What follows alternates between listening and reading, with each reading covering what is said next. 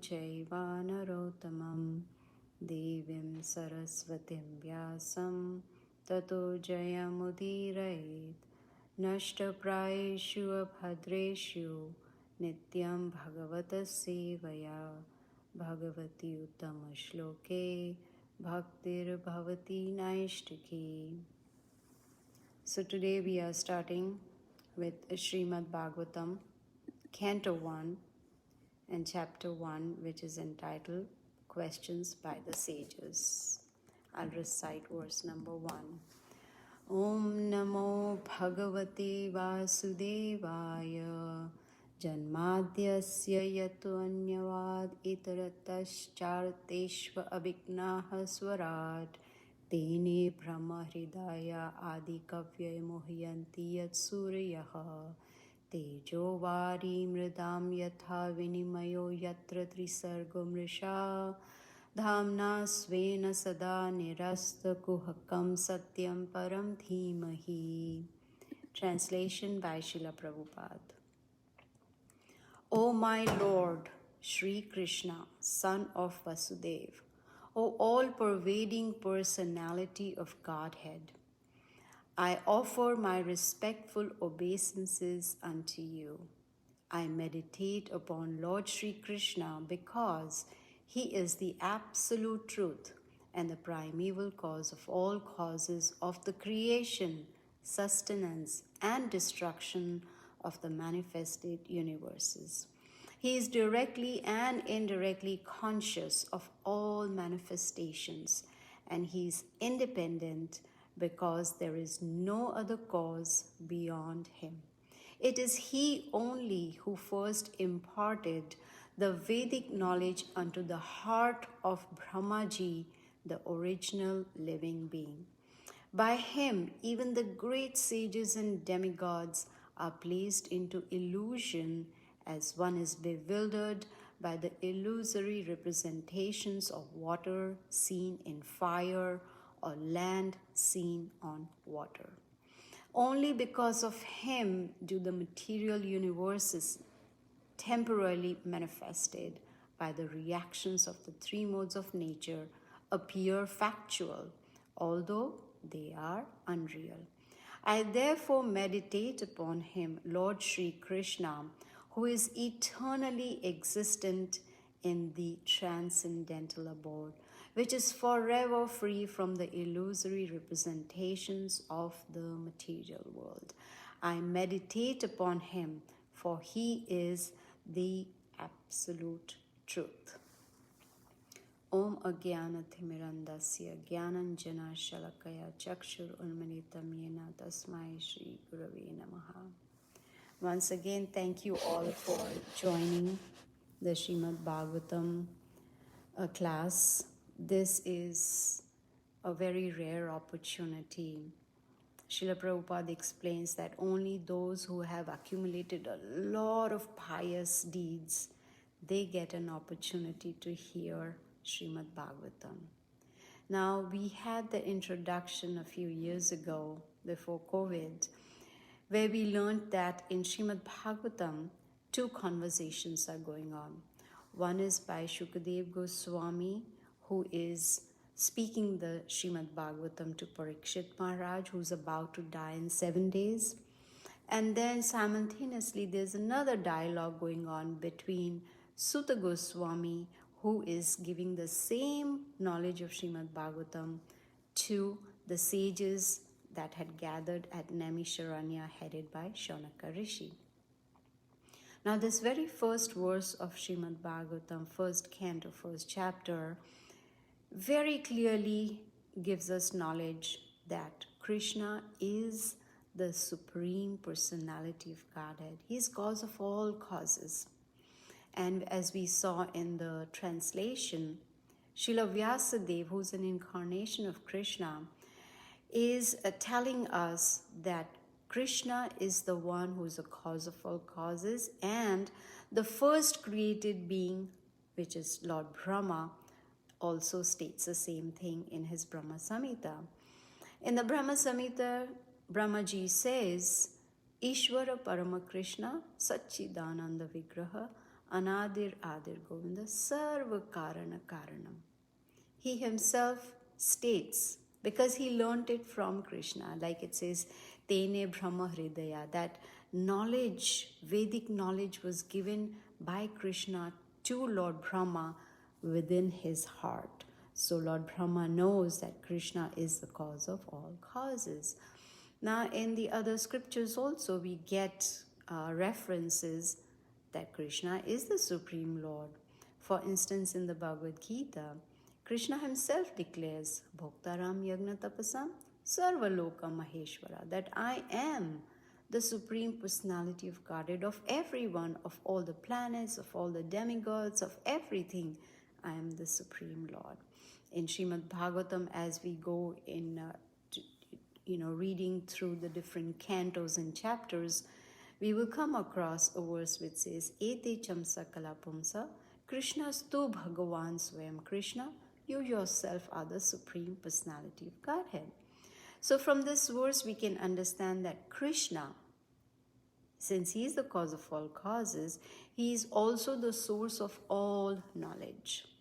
And as we learned in the 4th chapter of Bhagavad Gita, Krishna says, Evam parampara praptam imam rajasya vidu, that this Vedic knowledge, this spiritual science should be heard in the strict disciplic succession, which is called parampara. And here in today's verse in Srimad Bhagavatam, we see it's mentioned by Vyasadeva, Tene Brahma Hridaya Adi Kavya, that this knowledge was given to Lord Brahma within the heart.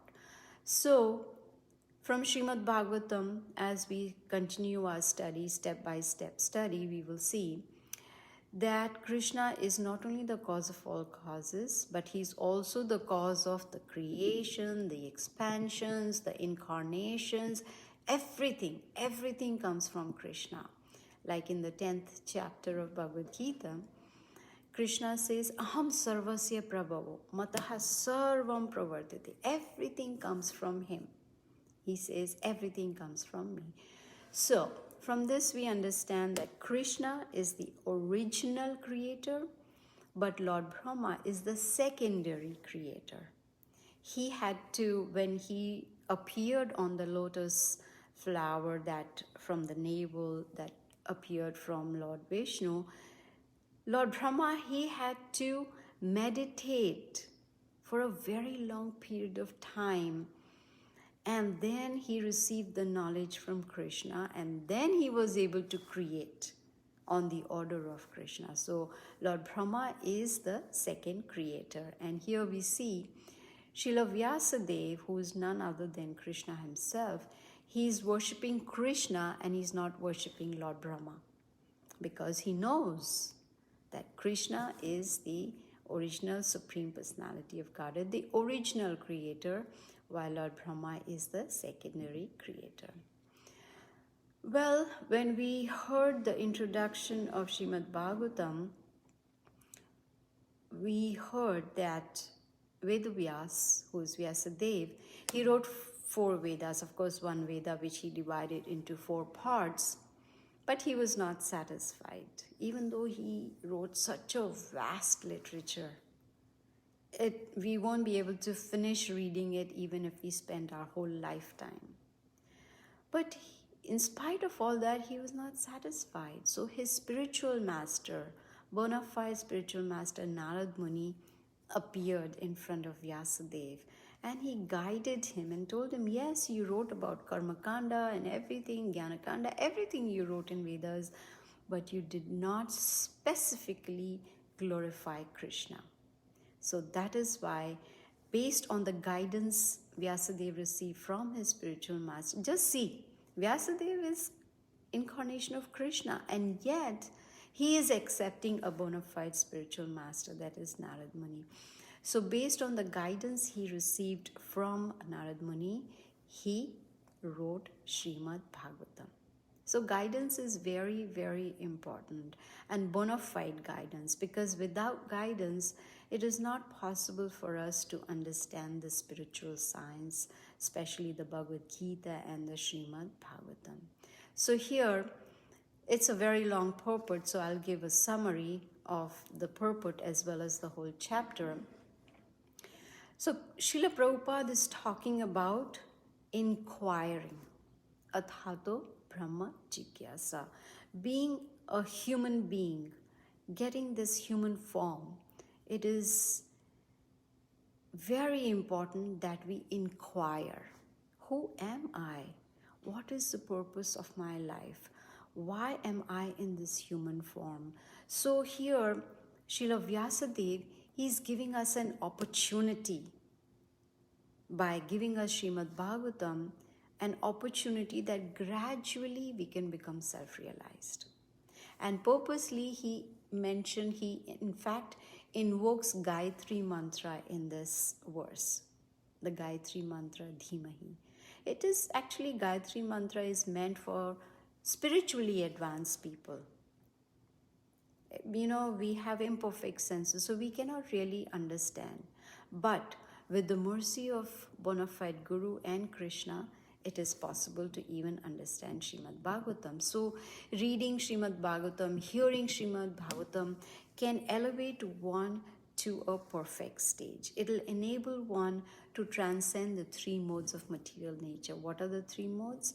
Goodness, passion, and ignorance. So Srimad Bhagavatam, when we study Srimad Bhagavatam in a very systematic way, we will start understanding it and start getting purified also, because Srimad Bhagavatam can be understood only by those who are pure in heart.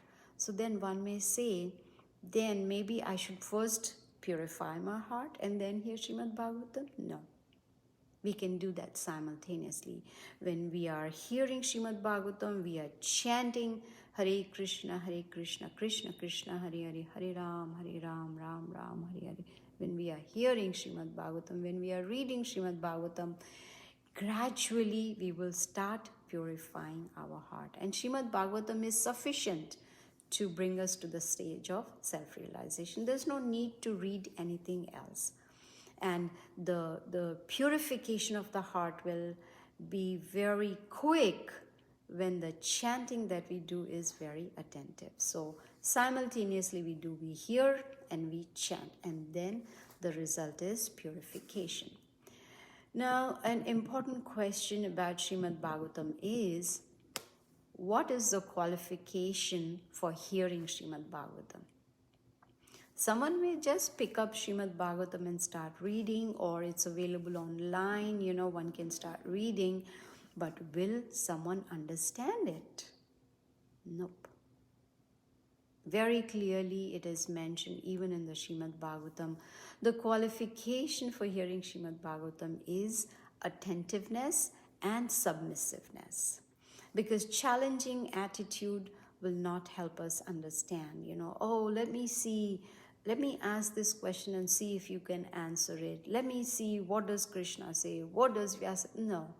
That challenging attitude will not help us at all. So submissiveness is very, very important. In fact, even in the Bhagavad Gita, chapter 4, verse 34, Krishna gives the same instruction to Arjuna. He says that tad vidhi pranipatena pariprashnena sevaya.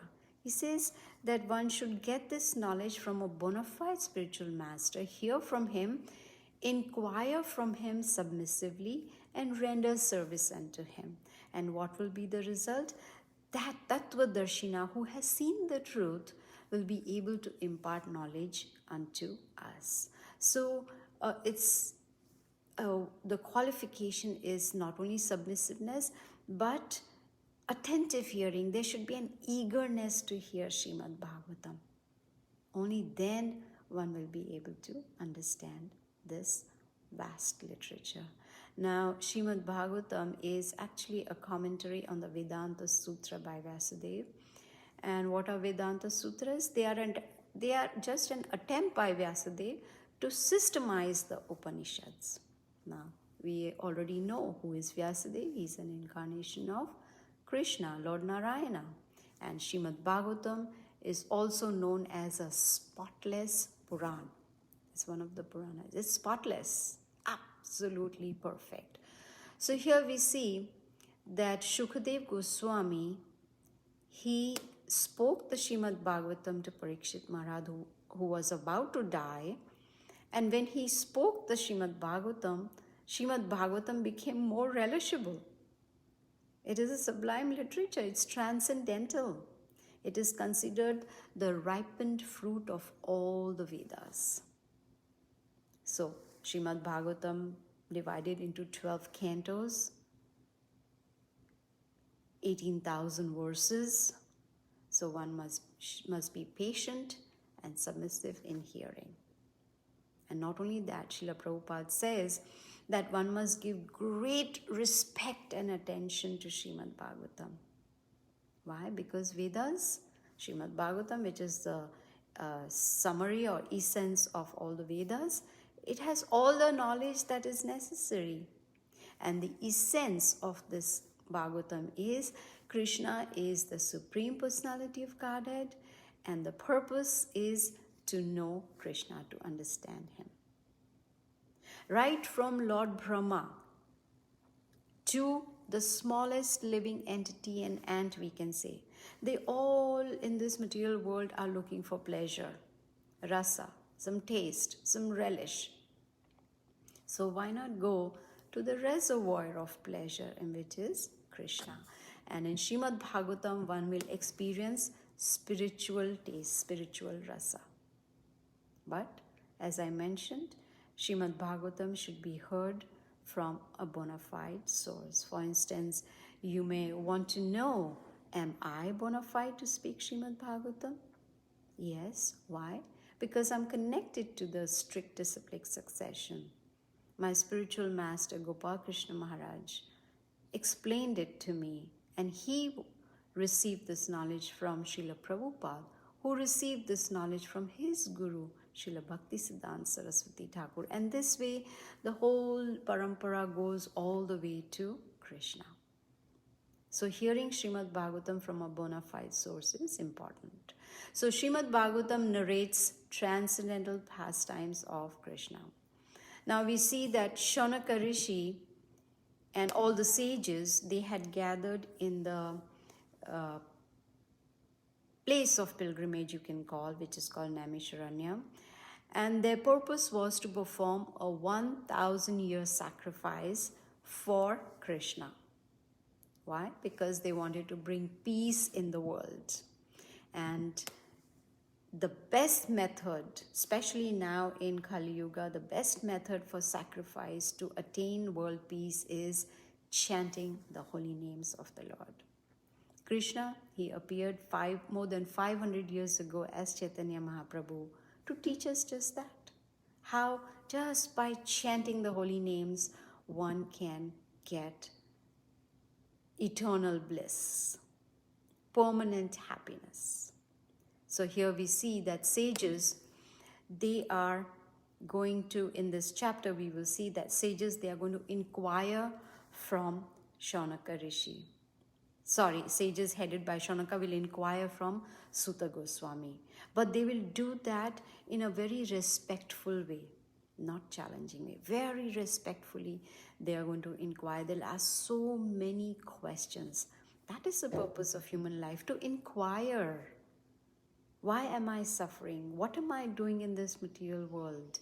What is the goal in life? Where do I go after death? So here we see in this chapter that Shaunaka Rishi, who is, talking on behalf of all the sages, is starting to glorify Suta Goswami. He says, my dear sage, you are spotless. That means one cannot find any fault in Suta Goswami. You're well versed. You are free from all vices. You're submissive. You're a gentle disciple.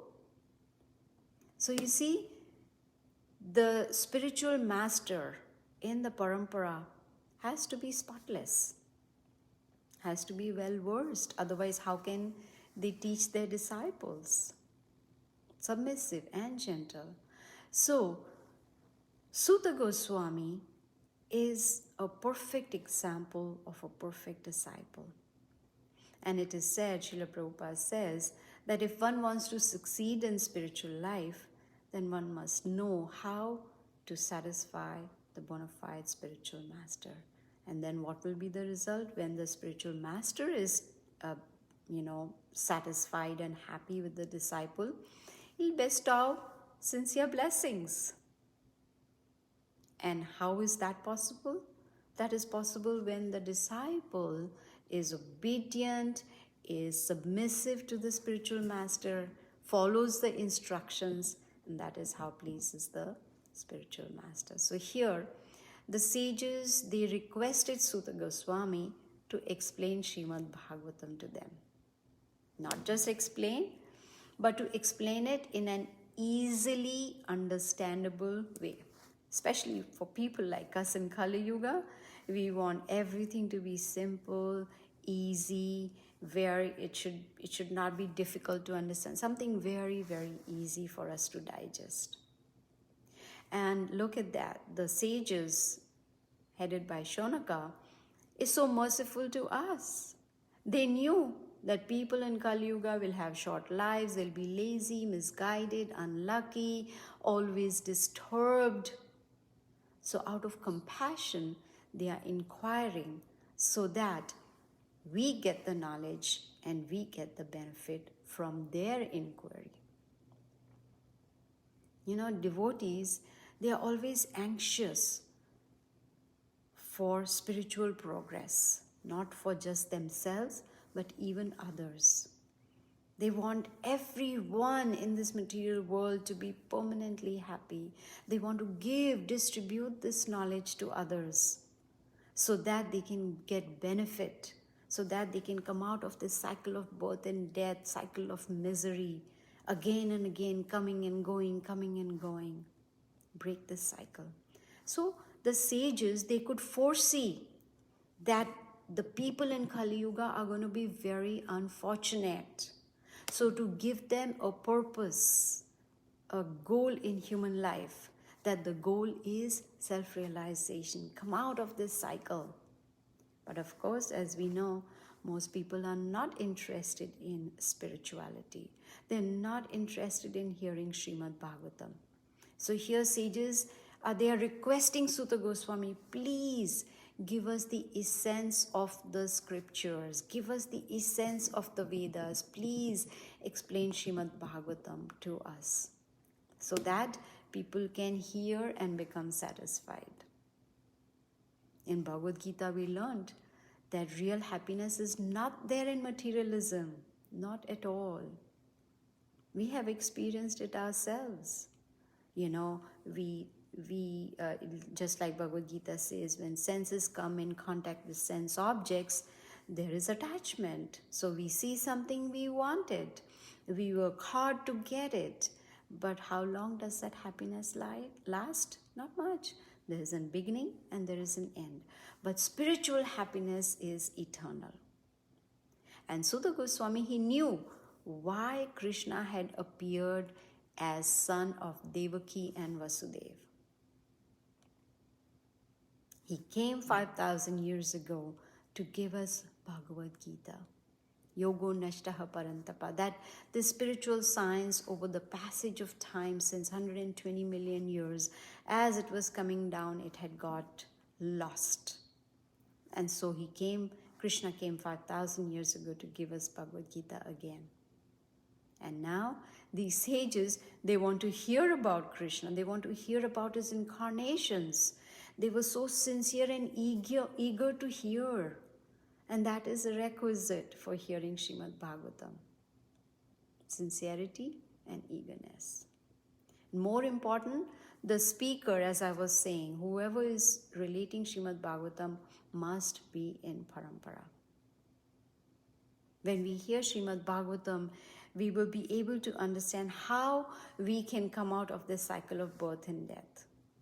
And the easy method given to us in Kali Yuga is Harinam, Harinam, Harinam, Eva Kevalam.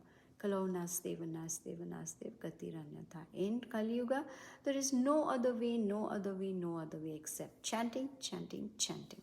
That is the only way. Why? Because there's no difference between Krishna and his holy name. When we chant Hare Krishna, there is no difference. Krishna is present. He's present in his holy name. And it is such an easy method. We don't have to perform fire sacrifices. We don't have to meditate for thousands of years. We don't have to do elaborate deity worship. No, nothing is necessary. Just chanting the holy names of the Lord. And to do that, we need to take shelter of Krishna's lotus feet. Now one may say, what does that mean? Does that mean that we, go in our small temple that we may have at home, we have a deity of Krishna and we just bow down at his lotus feet? Is that what it means, take shelter? No. It means to follow the instructions of Krishna, to follow them. Taking shelter and following Krishna's instructions will sanctify us immediately. In this chapter it is said that it is said in this chapter that when a person goes to take a dip in the Ganges, purification takes place, but only after many dips in the Ganges. Whereas here it is said, if one takes shelter of Krishna, follow his instructions, one can sanctify immediately. That is the comparison that is given. So pure devotees, they are more powerful than the Ganges. This is what is mentioned in this chapter. More powerful. So associating with pure devotees is very, very important. Now one may say, COVID, we don't get a chance to associate with pure devotees. We can do that on Zoom. When we read Srila Prabhupada's books, we are associating with a pure devotee because we are hearing what Srila Prabhupada is saying. So association is very, very important. Taking shelter of Krishna, taking shelter of Krishna's representatives. What is the difference? No difference. It's the same. Krishna says that within the heart, I am situated as Paramatma, as the super soul. And without, outside, I am there as the spiritual master. You see? So there is no difference at all, because whatever the representative, the spiritual master is saying is exactly what Krishna has said. And it is this bona fide spiritual master that can deliver us from the cycle of birth and death. Unfortunately, people in Kali Yuga, they are not willing to hear. They have so many unwanted habits. They are so quarrelsome. There's no desire for self-realization, no interest in spirituality. And unfortunately, they don't know how to be happy permanently.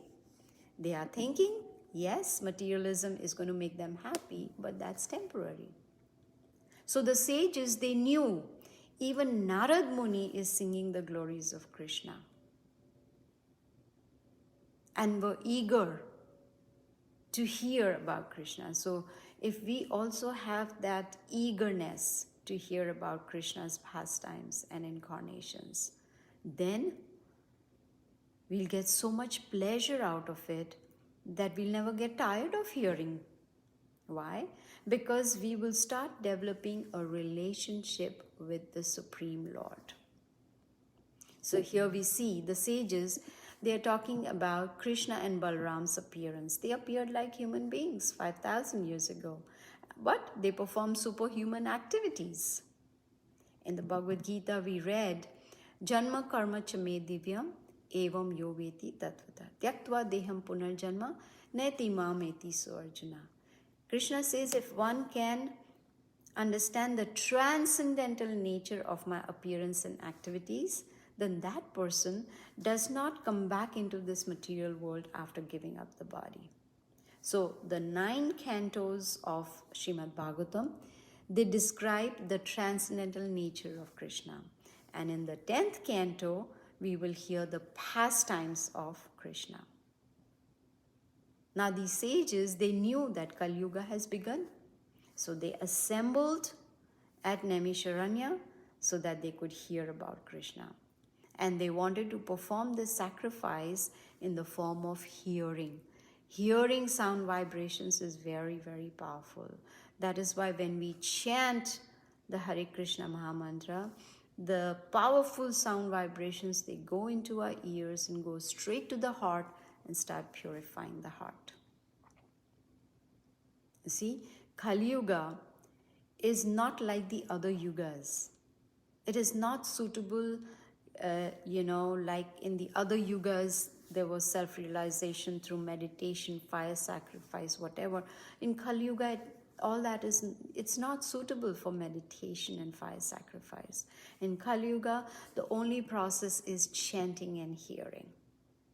And sages, they have begun this process for us. They heard for 1,000 years. So regular hearing is very important. That can help us to become self-realized. And Chaitanya Mahaprabhu came, Krishna came as Chaitanya Mahaprabhu to show us the same. And the sages, they understood that they have met Suta Goswami by Krishna's will. Parikshit Maharaj was cursed to die in 7 days by Krishna's will. Sukadev Goswami came to Parikshit Maharaj to give the knowledge of Srimad Bhagavatam, to speak Srimad Bhagavatam by Krishna's will. So, for those who are serious about crossing this material ocean, then it is very important that we accept a captain of our ship. Just like the sages, they accepted Suta Goswami as the captain of their ship. So it's important that we accept a bona fide spiritual master because he is the captain of our ship. He will help us to cross over this material ocean and take us to the spiritual world.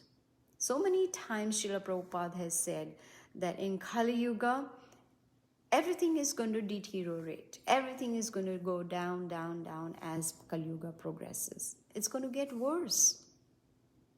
So, intelligent people will try sincerely to come out of this cycle of birth and death and not come back into this material world. So, that is very, very important. And here we can see in this chapter,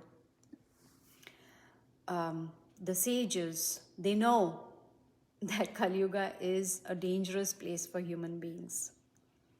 People are generally not going to be interested.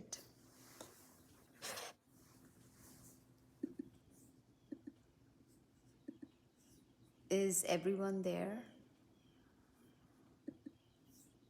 Okay,